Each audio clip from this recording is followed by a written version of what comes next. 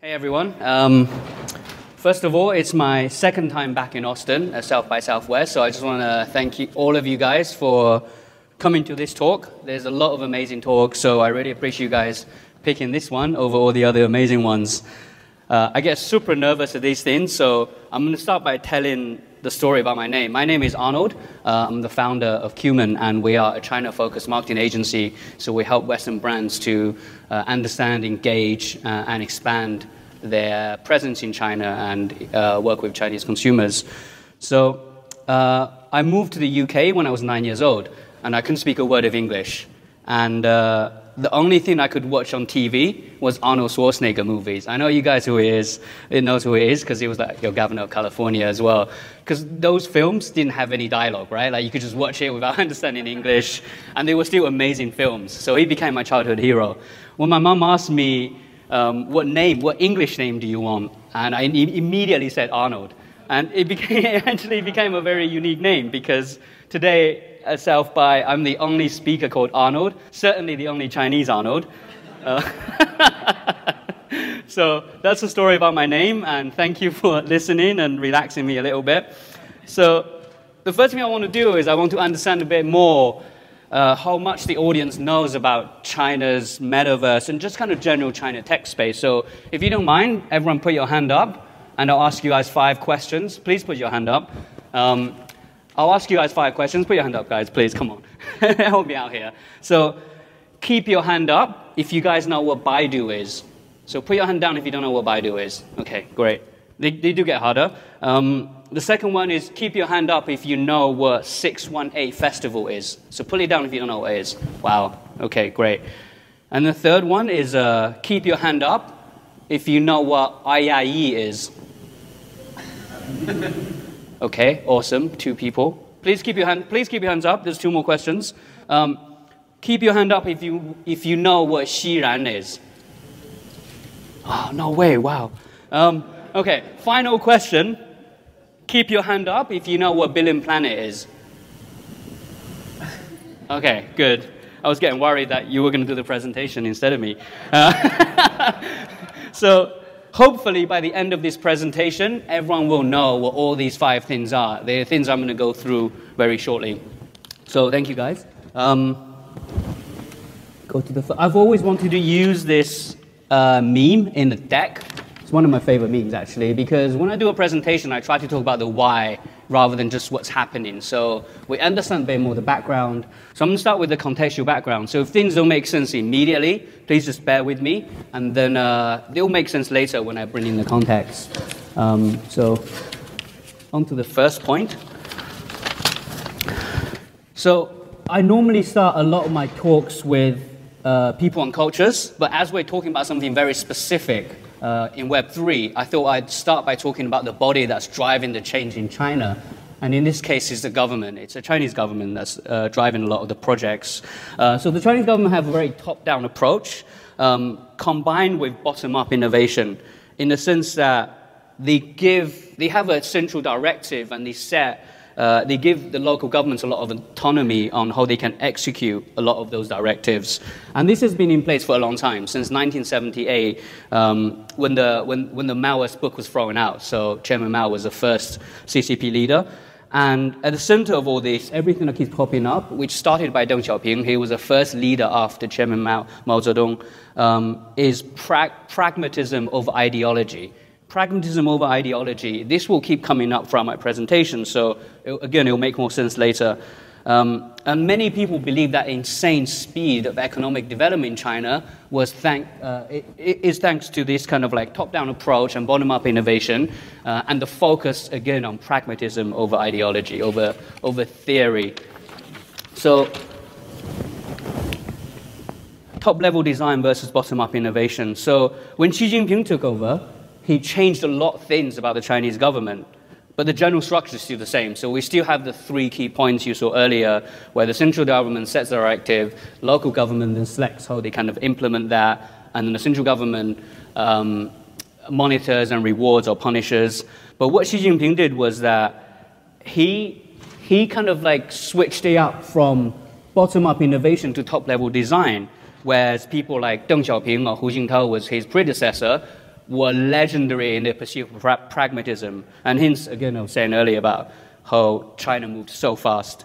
So what's the biggest difference? Bottom-up innovation had quite an even resource allocation and policy implementation. So it was kind of like collective creativity with a central directive. It's a bit better for kind of like general innovation, whereas top-level design is more focused, it's better for resource allocation, and it generally has faster implementation because everyone trying to do the same thing all the time.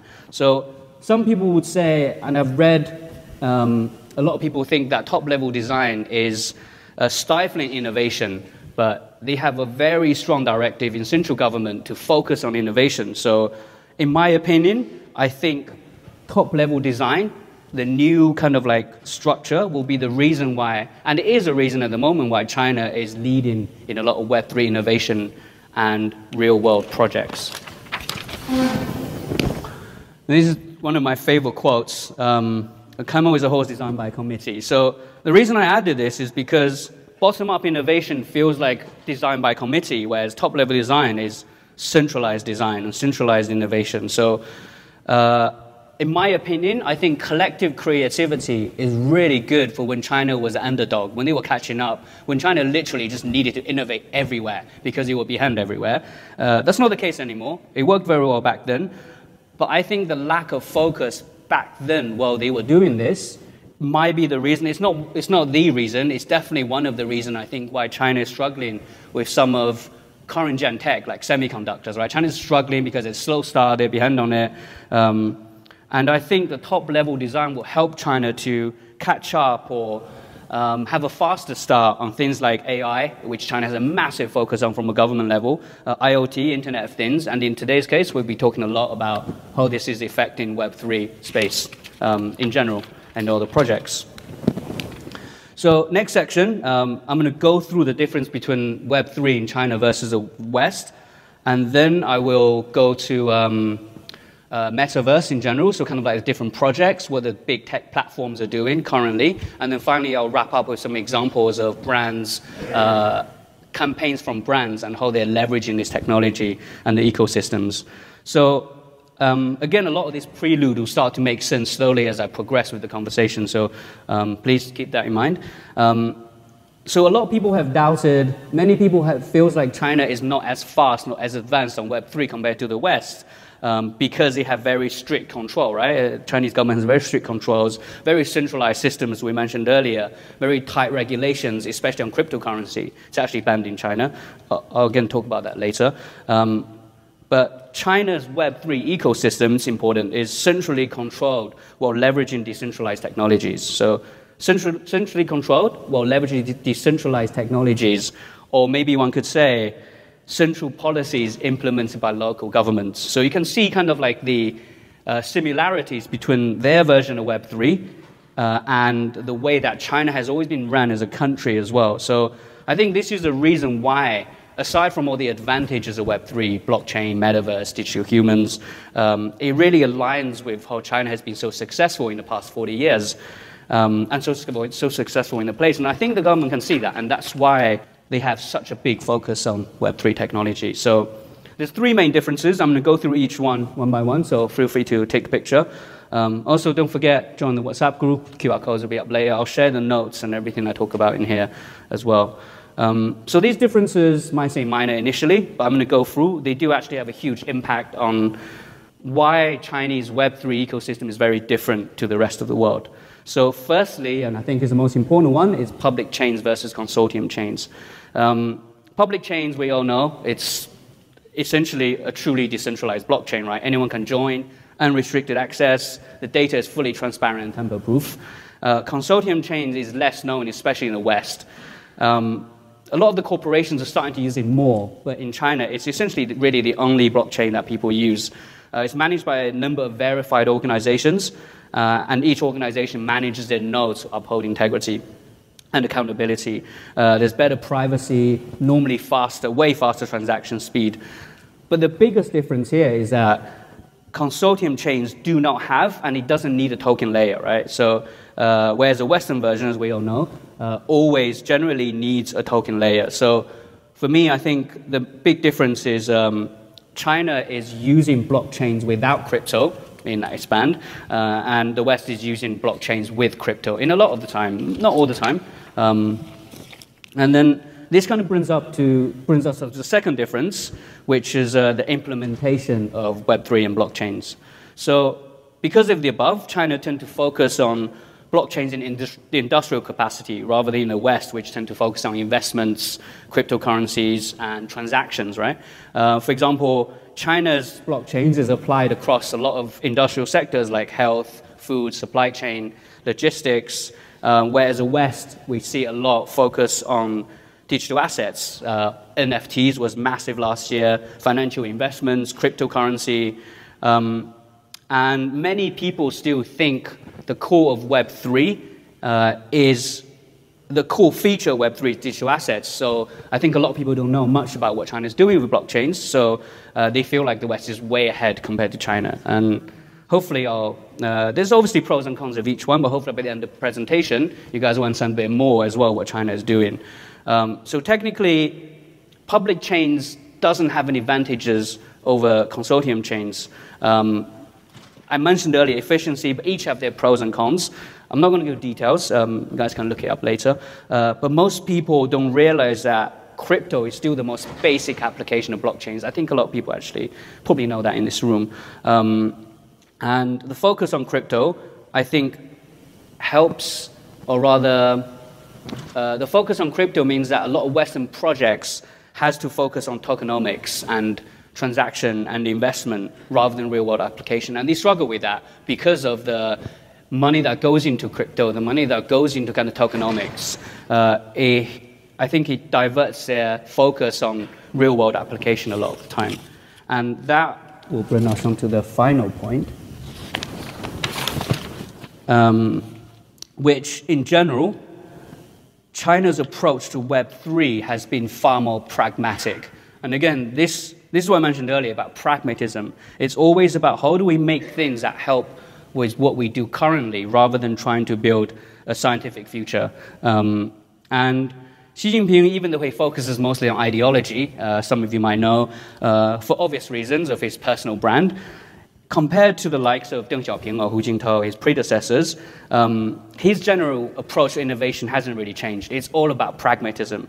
So the focus on real-world applications, how we can use Web3 tech to strengthen the real world and to enhance the real world. So there's always needs to be something. So it's not just virtual land. It's not just digital assets or NFTs. It's not just creating like Ready Player One, the sci-fi future.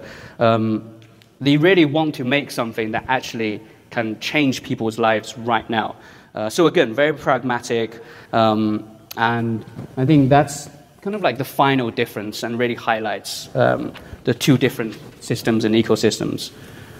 So as I mentioned earlier, cryptocurrency is currently banned in China, and this banning might not make sense to you guys without the previous context, and that's why I say I want to try and talk about the why rather than just what is happening. So again, most people think because cryptos and NFTs banned in China, it's not worth looking into China when it comes to Web3, but that's not the case. And again, I'll show loads of examples later of what China is doing. The biggest myth I want to dispel in China today is that digital assets does not equal to Web3 in China specifically. So even though cryptocurrency is banned, blockchain is actually a government priority. And even Xi Jinping said himself in the 14th five-year plan that the technology would become critical to the next wave of innovation, economic change. In China, it's a top-down country, right? So when Xi Jinping says something, everyone takes it super seriously. Not only do local governments start creating metaverse, Web3, blockchain projects, it also inspires businesses, startups. Everyone starts to doing it. So I don't know if you guys have heard, like, I think it was just before COVID, 2018, no one was recycling in China. And the government had a directive to start doing recycling. And within a space of a couple of months, Shanghai had recycling bins in every office, on every street corner. It just happened like that. And in the UK, we're still struggling with recycling a little bit. And it's been happening for about 5-6 years now. So I use that example because it really shows how top-down and how powerful the government can be in focusing innovation and focusing on projects and technology. So this kind of spurred like a massive array of Web3 projects across the board, from tech giants, from private sectors, and from local governments. So that's the background out of the way. We can move on to some more sexy stuff, like some videos, some visuals. But I do think the context is important, so I hope it really kind of build up to that for you guys. So next, move on to the metaverse. Shout out to our designer. She's absolutely amazing. You should see the deck I handed her. It looked terrible. So what does China's metaverse look like? It has legs. Thought you guys might like that one. I hope Mark Zuckerberg's not here at South by this year, right? I know he was in last year. In principle, it's actually not that different from the Western version, where a lot of the tech giants are driving or will drive the change. But I could be wrong. I haven't seen much in terms of Web3 from, other than Facebook, from the people like Apple or Google or Amazon. And in China, it's very different. Every tech giant have their individual focuses on what Web3, on the part of the Web3 they should do. And I'll go through that later. And it's really smart of them to do that, actually. And in Human, we call this China speed. So everything just seems to happen much faster, from adaptation to innovation. And again, most of the tech giants have their own metaverse focus. And I'll go through each one by one. Before that, I just want to use this quote. This came from one of the very senior person in central government. And they talk about how it's important to use virtue to enhance the real and use virtue to strengthen the real. So this is what I mentioned earlier, right? That the major focus has always been on real-world application over financial speculation. And it's, at the start I was talking about kind of industrial applications, but now I'll be talking more about kind of startups and tech giants and consumer focus, which is a bit more interesting and a bit more easier to showcase as well. So the first one is Baidu. A lot of you knew what Baidu was. And Baidu was the first to build a metaverse world. I think it was 2019. They used it as their testing bed for their main focus, which is metaverse SaaS. And this is super interesting because it's going to create a lot of projects in China coming up. So Baidu, known as the Chinese Google, mostly focus on providing their users with services. So initially via search, which is kind of like what they were known for, and then AI. They did a lot in AI services, and now finally they get into metaverse, rightfully so. They stuck with what they knew best, with a new metaverse project, and this is called Xiran. This is one of my questions earlier. So developers and content creators can license out or buy these capabilities with their own metaverse projects. So it could be a gaming company trying to create a metaverse game. They could use the SaaS to create the virtual worlds, the characters, all kinds of functionalities. Or even like a metaverse social media app can, again, use Xiran as a platform to develop their own products. This is very smart, and I got some stats here that 70% of Chinese brand owners are embracing Web3. So it just shows when you guys are thinking about any brands looking to get into China, you got to think big and you got to think about the future and what you're competing with domestic brands in China. I'll show some stats later about how consumers are receiving Web3 as well. It's an important note because, yeah, we just got to be very different to what we're doing in the West when we're thinking about China. So next I have a video. Baidu also collaborated, showcasing their virtual world with a lot of car brands, such as creating showrooms or test drives in a virtual world, and they even built a fashion house for Prada. So we've got a video coming up.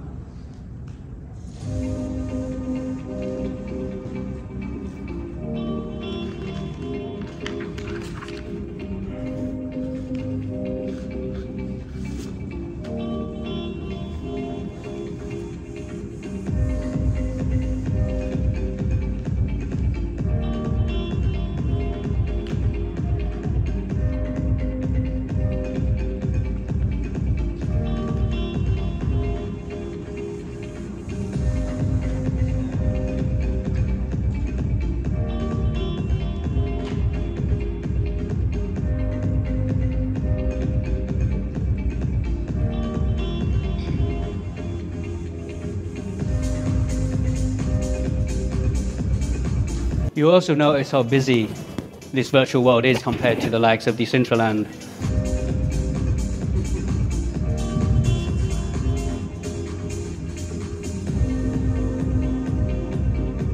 I'm going to skip this. I'm just aware of time, so I'll skip this. I'll share all of this in the WhatsApp group after. So the next one is Tencent, and Tencent has always had huge success, for those of you who don't know, with offline to online, O2O in China. They popularized QR codes with QR code payments, mobile wallets, and they also created WeChat, which I'm sure everyone knows is what I would like to call a social OS, which is an integral part of everyone's daily lives. Everything from chatting to paying for services, paying for products and goods. They're really the best positioned to focus on pragmatism approach to Web3. So again, they've not strayed away from what they're good at in their current position, right? And they're also a gaming company. Again, most of you will know that. So they have focused mostly on XR and gaming, leveraging its current advantages. I think is a very smart move by Tencent, similar to Baidu's approach in focusing on what they're doing, but at the same time very different to what Baidu is doing. And I want to show you guys a quick gamification example of one of their campaigns. This is a brand collaboration with Coca-Cola. So Coca-Cola created a virtual world within Baidu's ecosystem, and it has a lot of interactive games, a lot of content. You go in, you play games, you earn tokens. It's really good for keeping people returning to their campaign. And they even have some O2O elements. So when I was a kid, I remember I used to collect those Coca-Cola rimples, and you can exchange those for like prizes and cool stuff. So they did the similar thing, but this time it's with QR codes. You can scan QR codes from your offline purchases, and you can enhance your experiences in the Coca-Cola virtual world by exchanging them for tokens and rewards. I have another video.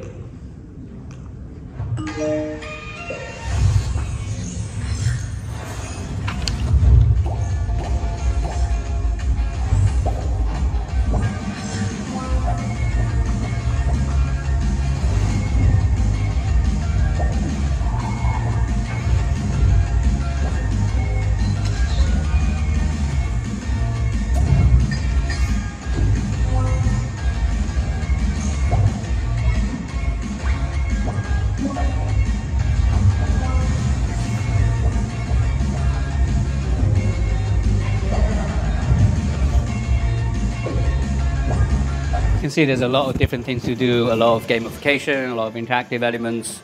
Really cool campaign. So the next one is Alibaba, the final tech giant I'll be talking about. Alibaba, everyone knows, right? Like, it's the biggest e-commerce company, one of the biggest e-commerce companies in the world, and certainly the biggest in China. And again, they're sticking to what they know. While Baidu is focusing on metaverse SaaS, Tencent is focusing on gaming and XR. Alibaba is focusing on e-commerce, but mixing metaverse with e-commerce, so using XR to enrich the purchasing experience. So aside from the focus on XR commerce, I talked about this last year as well, they were also very smart in launching arguably the most famous digital human in the world, IIE. So this is one of my questions earlier. And this media asset, really, I call it media asset because I genuinely believe that helps a brand to leverage it in whatever situation they want in the future. And Alibaba used IIE to really push forward the metaverse commerce projects that would soon to follow after the launch. So, such as 618 or Double 11 shopping festivals, they had really amazing XR experiences. So 618 and Double 11 are basically like Black Fridays we have here. They're shopping festivals where Alibaba and other platforms will reduce a lot of their products and prices to encourage sales. Again, I won't go into too much details about influencers. We can see in the photos here that IIE did a lot of collaborations with people like Porsche, I believe also L'Oreal, and also even some photos with real-life celebrities. And this is a very smart move also. I'll go into detail about case study later of why that's important and how they leverage that. I'll have another video in a second, which shows Tao Live City, with 3D virtual shopping. So it's essentially like a virtual commercial street where there's like virtual shops, brand pavilions, even like advertising screens. And it's all integrated with stuff like live streaming and Taobao shopping. Obviously, a lot of loyalty and gamification. You can collect crystals and lucky draws and red envelopes, making it just like a really fun experience rather than just going on a website, clicking buy, and then pissing off. Actually, I'll show you this video first. This is IIE.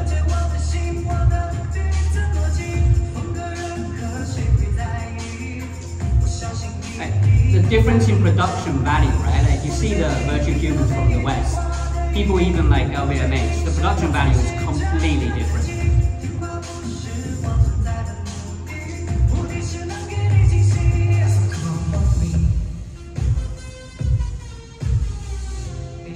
And they launched the second one. This one's called Noah, following IIE's success. We'll now go to the Tau City Live. This is I believe, a real-world example. Yes, it is.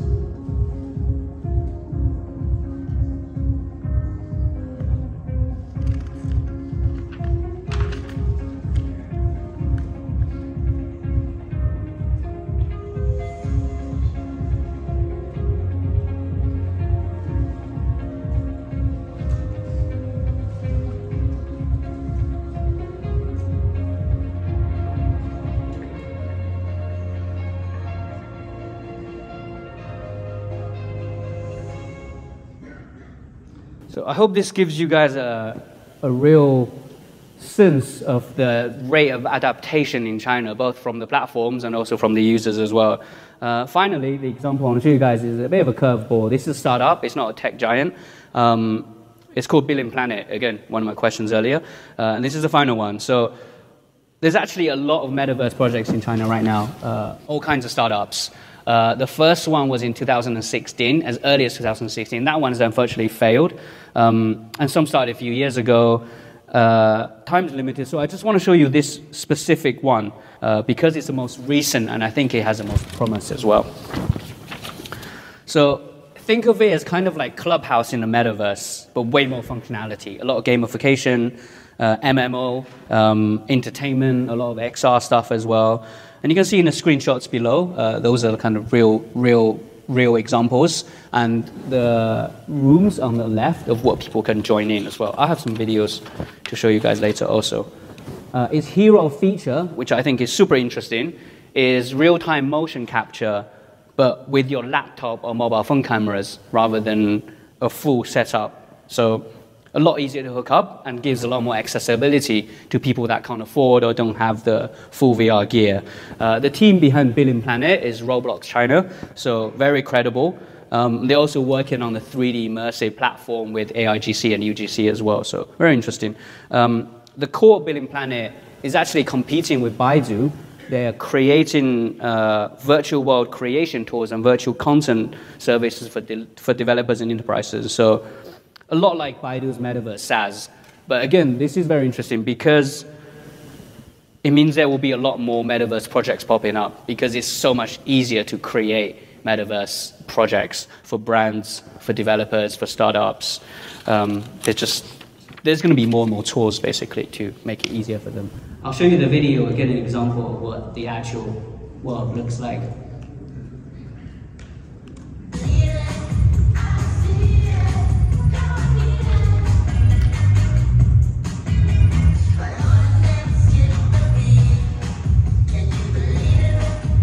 Again, it's a pretty busy place.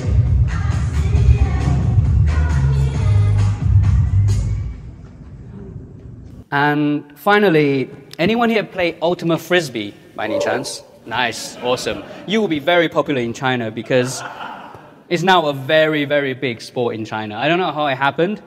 It's mostly among Gen Z. And it's really weird because most people actually, instead of playing Ultimate Frisbee, they go and dress up in their almost like tennis outfits or yoga outfits, you go and pose. It's like a very cool sport now in China among Gen Zs. So what they did was create a virtual Ultimate Frisbee room on Billion Planet. And this application is also being used for other sports like rugby and football. I want to show this specifically because I think it's a really good way to experience sports entertainment, right? You mix in, so that you can essentially watch with all of your virtual friends the live sports, and you can have real-time kind of interaction, you can have side mini games, you can collect rewards, and so on and so forth. It just makes the whole experience a lot more enhanced. So going into what I was saying earlier about enhancing the real and strengthening the real, digital fashion is also very popular on the platform. They create like a digital runway with a quite big Chinese watchhole brand as well that was very successful. So the final section I want to talk about is, I want to leave some time for Q&A. So the final section is people and brands. And this is basically what Chinese people think about Metaverse and Web3, and also what brands are doing as well. I'm going to try and go through this stuff very quick. So take a photo so you can review later in detail. In general, most people will think that Web3, especially in China, has a very young audience, but that's actually not the case. More than 75% of Web3 audience in China are over 25 years old, whereas Metaverse audience is ranged between 25 up to 44 years old. So you can demonstrate adaptation. This is, I think, great news for brands because it widens the audience of their Web3 and Metaverse campaigns. And another point I think very important for us is 6% of consumers in China believe that passion and interest for digital humans and Metaverse was a main factor for them to participate in related marketing activities. 60% is quite a lot. So again, if you're doing Metaverse and Web3 campaigns in China, it could only be beneficial to your brand. And finally, again, I think some very strong stats. 74% of consumers who participated in Web3 marketing had improved their impression towards a brand. And the last one is a big one. 69%, almost 70% believe that Web3 marketing can increase their willingness to spend. Massive, right? Very important. So moving on to, finally, a few different case studies. I had a lot of case studies. I had about 12 case studies. Actually, looking at the time, probably could have done a few more, but I've kept it to 3 case studies only.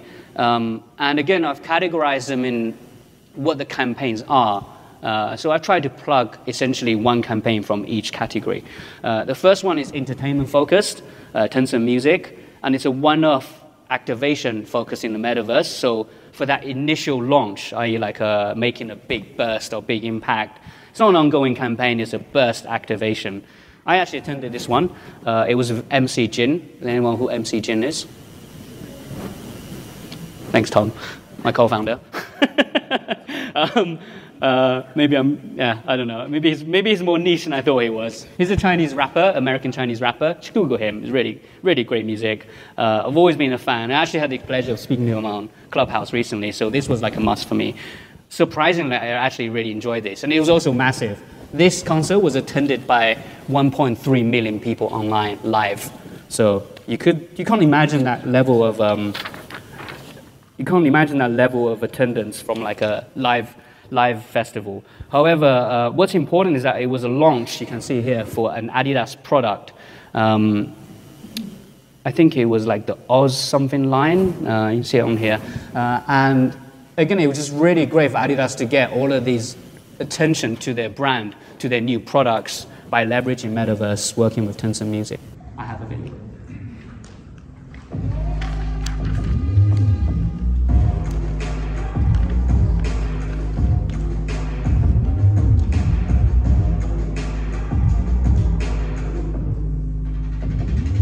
So they all dressed them up in virtual Adidas gear from the actual line. And all the performers had different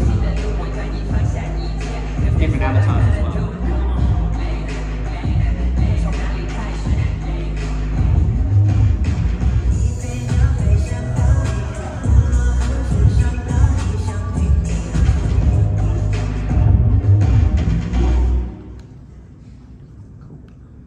And the next one is an example of community building campaign. So the first one was burst and one-off, very impactful. The second one is kind of more slower, more long-term, and more focusing on building community in the metaverse. So It's essentially Wuliangye is a Chinese alcohol brand, very famous, quite big, but they've always been very traditional. So they were trying to figure out how they can connect to Gen Z, millennials, a younger audience essentially. They create this virtual world with kind of like brand history, with loads of cool things about their brand, and they incentivize them with gamification, again, a word keeps popping up, and rewards. And the idea is that as they enjoy the interactive elements of the virtual world, they'll start to also learn about the brand's history, their production, i.e. building that brand equity between the audience and the product. This was the year of the rabbit. I have a bunny, so I particularly love this campaign. I'll show you guys a video.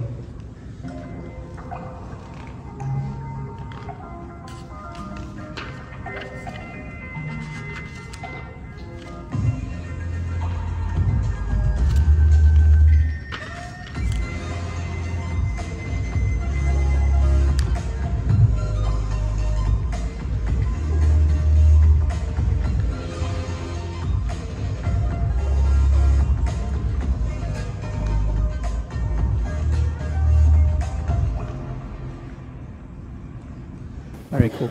And then the final one, I really, really like. So this one, I've shown you kind of examples like a burst campaign and more ongoing community building. The final one brings AI and digital humans into the fold.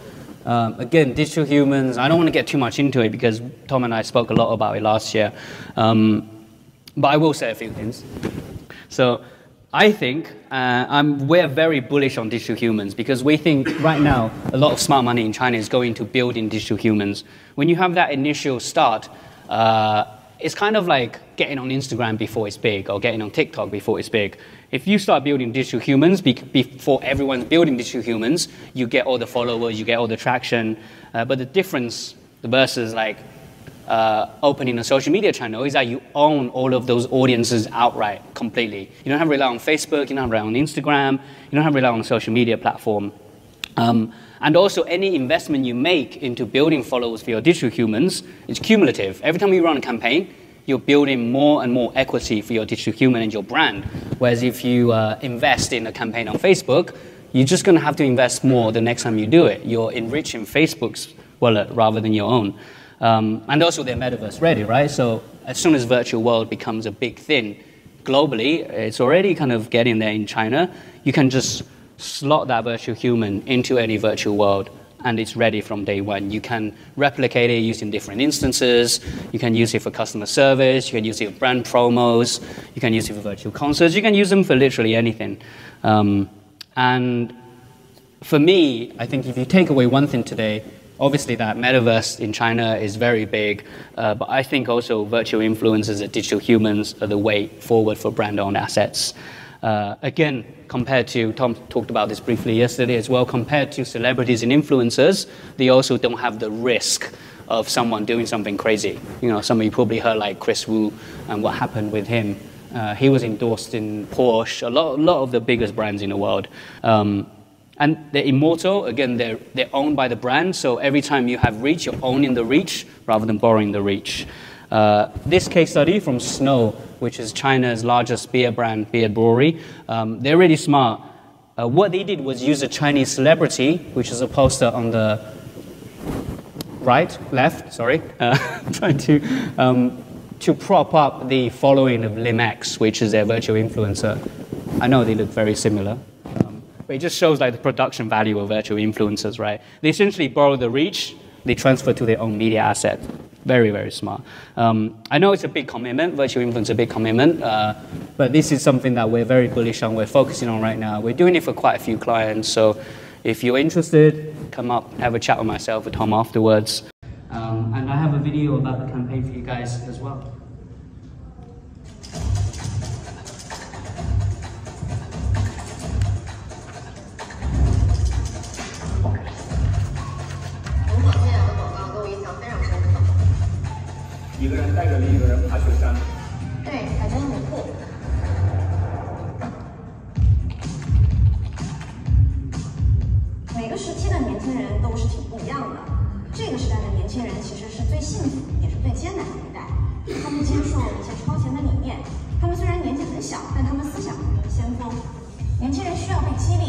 需要看到像他们一样的人，能够带领他们去打破思维的边界。其实边界是随着认知而改写的。换句话说，我们相信边界其实是不存在的，这就是勇闯天涯的挑战精神。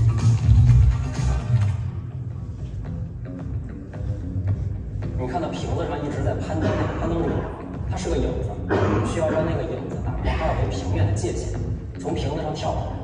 空间维度上，它存在元宇宙；时间维度上，它和我们是平行的。作为勇闯天涯的虚拟挑战观，让它更真实，有点无伤大雅的小缺点，也算给勇闯天涯挑战精神一个更接近完美的思考吧。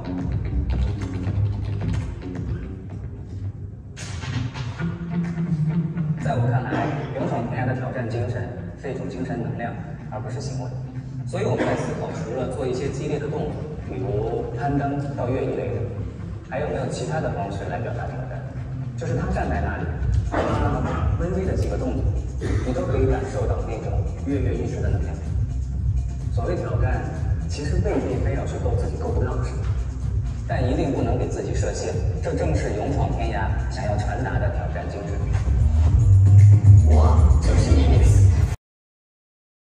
The production value in these, like a lot of Western virtual influence you see right now are done in Cinema 3D, Cinema 4D, or other applications where it's just a 3D generated image. These guys are going one step further. They're using tracking, everything. The production value is just absolutely amazing, and I think it really shows the importance of digital virtual influencers in China. And that's it. That's the end of the presentation. Thank you guys for listening today.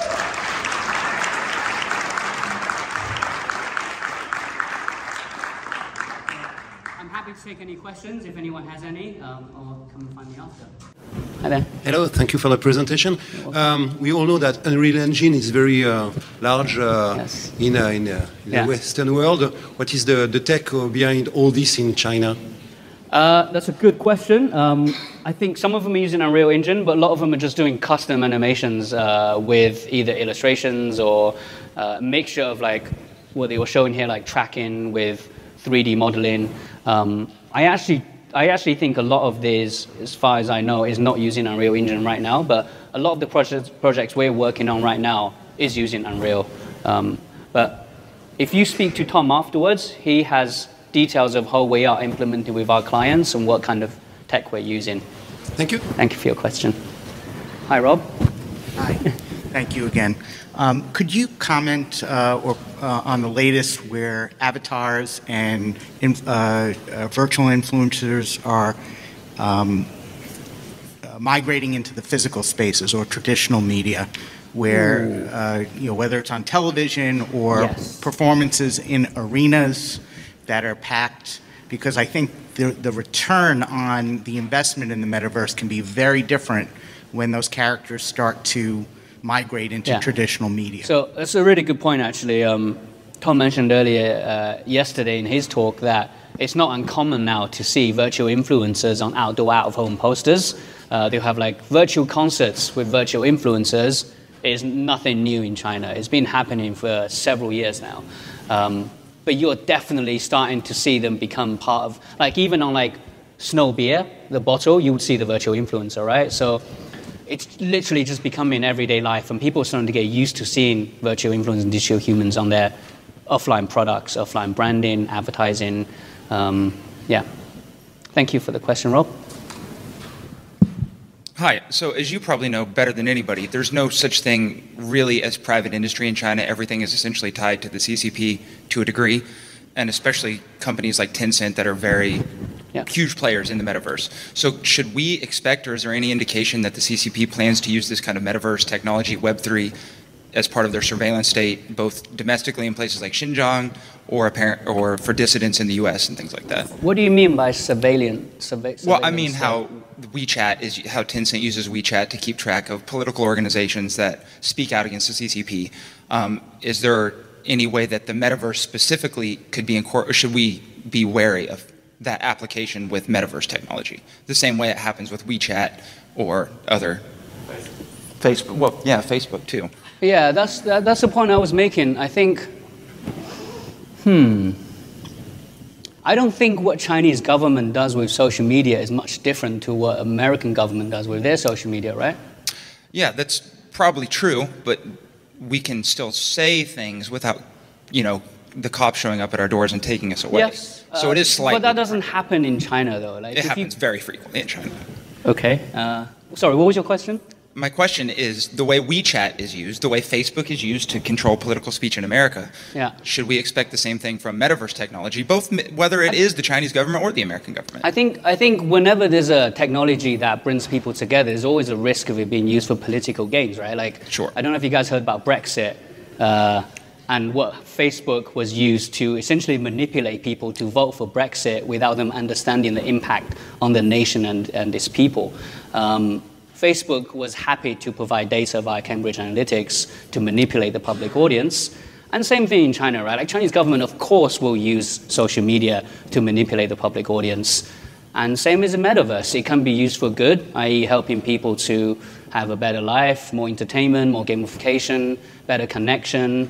But it can also be used for political gains to manipulate the public as well. So to answer your question, of course it can. But I hope that we can look on the better side of human rather than the worse side, and that it will be a technology where there's more positive than negative. It will never be 100% positive, but hopefully there's more positive than negative. Okay. I hope Xi Jinping shares your optimistic nature. So thank you very much. I hope so too. Thank you. Thank you. Hey there. Thanks for the talk, and I completely agree with your sentiment. I also think that the metaverse could potentially be a place where we get closer to our idols and also to our brands, and potentially can have one-to-one conversations with them while they still feel safe. But one of the things I was going to ask you about, also, I just wanted to say that I think Trump won because of social media manipulation. 100%. But let's not get too deep into that. But I was going to say, I know crypto is kind of banned in China, but there are lots of instances of tokens being collected and red letters and things like that. Right. Is this kind of like pseudo crypto, or is it something else? Good question, actually. I didn't mention digital assets in here because I didn't want to stray too far away from getting into NFTs. But China does have digital assets, you're right. They call them digital collectibles.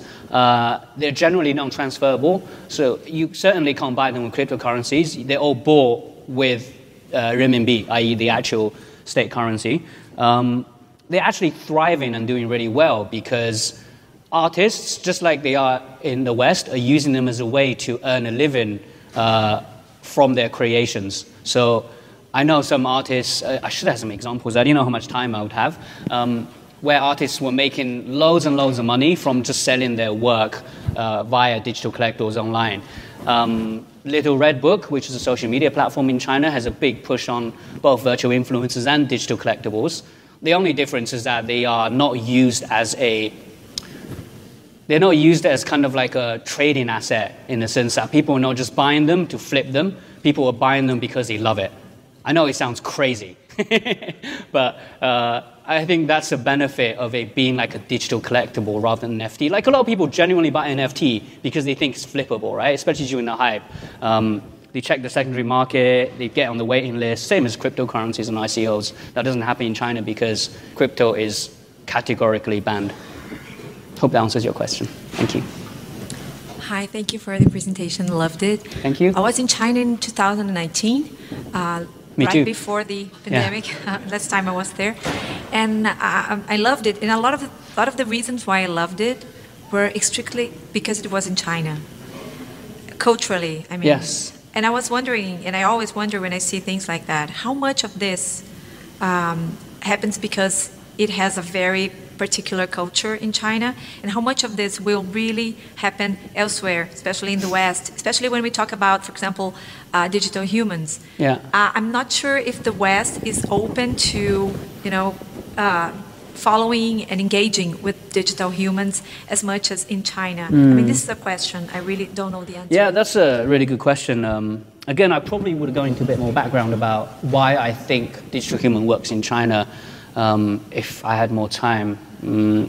But the reason I think it happens is because you look at what happened in China over the last 40 years, right? China's been growing at basically 10% a year, cumulatively every year. So generally I always say people have a good outcome associated with change, in the sense that when there's something new, Chinese people or population will be like, you know what, we'll try this, we'll adopt it, because every time this has happened, we've only had good outcomes. Whether it's like mobile wallets, O2O with WeChat, the kind of just the very fast tech adaptation and the change that's happening in China. So when Metaverse came out and Virtual World came out and Digital Humans came out, people just welcomed it with open arms.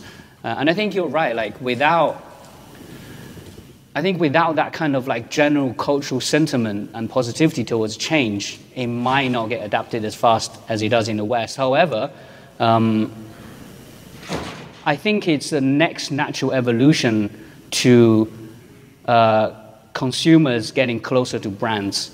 And nowadays with like live streaming, with TikTok, evolving from the second gen of social media, as I like to call it, people just crave like a closer, more intimate connection with content, whether it's influencers or brands.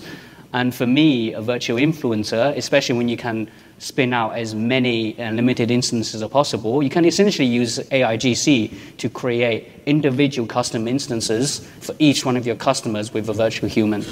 And I think that's what's going to help people to adopt this concept a bit more, is that intimate connection. It's just because we look at China as a kind of an incubator for new technologies and new behavior changes. And we in the West, we are always thinking like, okay, this will have the same traction, or it's hard to pick up, you know, which is going to work. Because QR code never picked up in the West. And I think it never will, because it's not needed. We have contactless payments. There's no reason for us to use QR codes.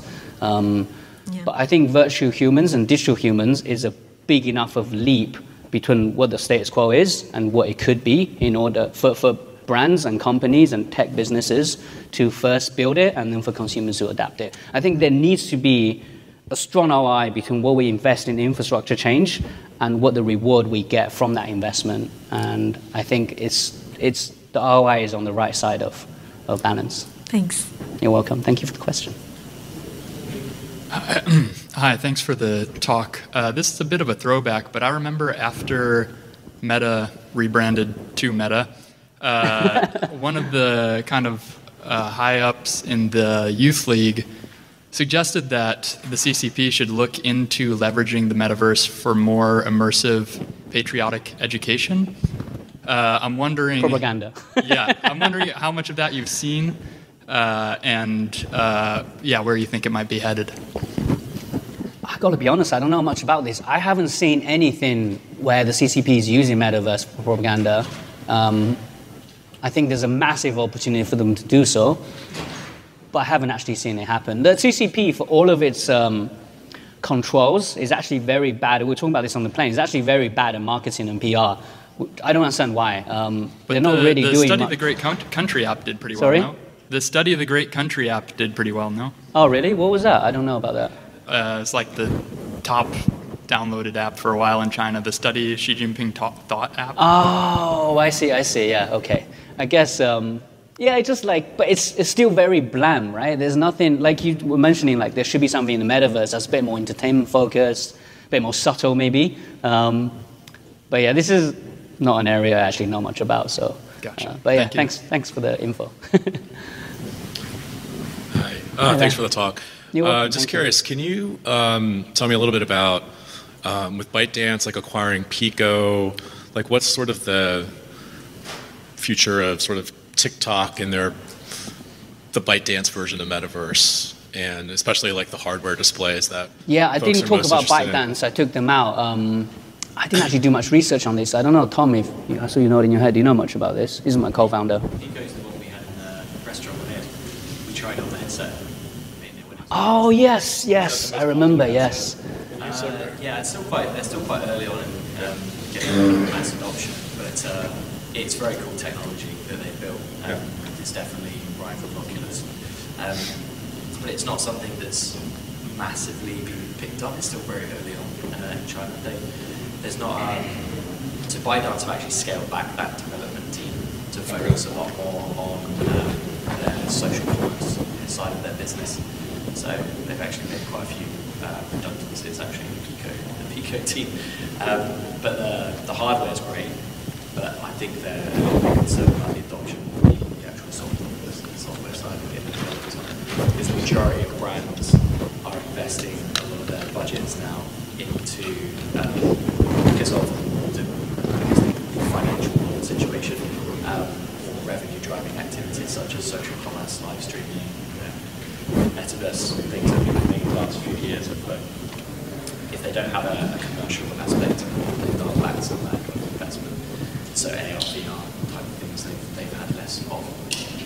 I think what we've heard from a lot of briefs that we had recently from people that own sort of physical stores when you're shopping in tourist destinations in China, that as the tourists begin to come back, because they've only just been allowed to go travel in the last few months, that there'll be a bit more demand for AR, VR type experiences. Thank you guys. Thank you very much. Thanks for listening. Hi there. Hi. More of a housekeeping. Did you say that the deck would be available? Yes, on the WhatsApp group. I'll tidy everything up. I'll put the deck up. I'll put the notes up as well because a lot of mine were verbalized. So I'll make sure you guys have all of that. Great. So okay. Thank you. Was the QR code working? I thought some people... This one. It does work. Okay. Yeah, I can add you to the group though if you want. Okay. Great. Yeah. If you... Hi there. Thanks again for the talk. Just a question about, like I know this is mostly the metaverse, but I was very interested in hearing your observation of the blockchain apps that were, because I think like 2 years ago, this conference was like 50% talks about the blockchain, and this one's like maybe like 2 talks perhaps. And I'm just curious to see, like, beyond the testing, social currency, we look cool vibe, are you saying, oh wow, like these problems in China are being actually solved well through this as opposed to just regular databases? Yeah, no, exactly. So again, there was some case studies I was looking into about data sharing, which was massive. I remember one was like data sharing between like Hong Kong and like I think it was another region in China where they were struggling to transfer data and keeping data integrity. So they were using blockchain to essentially make sure data doesn't get corrupted. Again, it was like consortium chain.